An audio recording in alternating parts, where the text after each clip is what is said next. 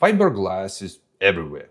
Boats, cars, bathtubs, internet cables. And most people have no idea what it actually is. So fiberglass is exactly what it sounds. It's a glass stretched into fibers. Now I know what you're thinking. Uh, Glass is hard. You drop it, it breaks. But it's only true when the glass is thick.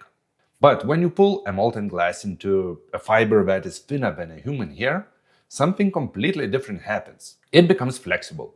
You can bend it, you can wrap it around round surfaces. It won't crack because it is too thin for microscopic cracks to spread. But don't go too crazy. That's why you're not supposed to bend optical internet cables at a certain angle. They can actually break. So why do we use fiberglass in our internet cables? And to be clear, this thing is not a fiberglass cable. It's a copper cable. Copper is good, but it is good for short distances because through this cable data is sent through electrical signals. Those signals meet resistance and generate heat. That makes the signal get weaker if the distance is very long. But optical cables are made from glass and work differently. They do not transfer electrical signals.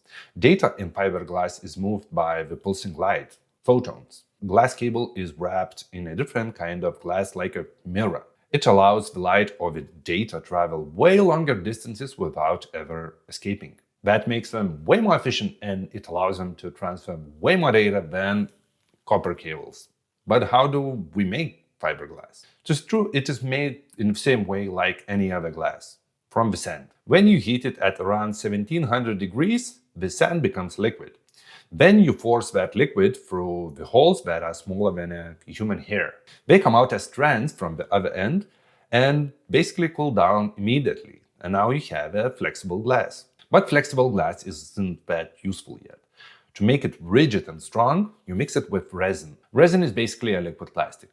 You lay the fiberglass fibers, pour the resin on it, and you can shape it in any form you want until it's wet. And then you end up with something that is rigid, lightweight, and incredibly strong. The fiberglass fibers can't be pulled out because the resin holds the wall shape together. And together they are stronger than either of them on its own. This is actually what is called a composite material, when you combine two things to get something that is better than both. And fiberglass is one of the first composite materials that is produced at scale. It is used in so many different things. Because it does not rot like wood and does not rust like metal, it is very popular in things that have a lot of contact with water. Many boat hulls are made from fiberglass. Also, most of modern in-ground pools are also made from fiberglass. And the baths. Manufacturers stopped making them from steel and started making them from fiberglass. Do you know those pole vaulting poles that you see in the Olympics?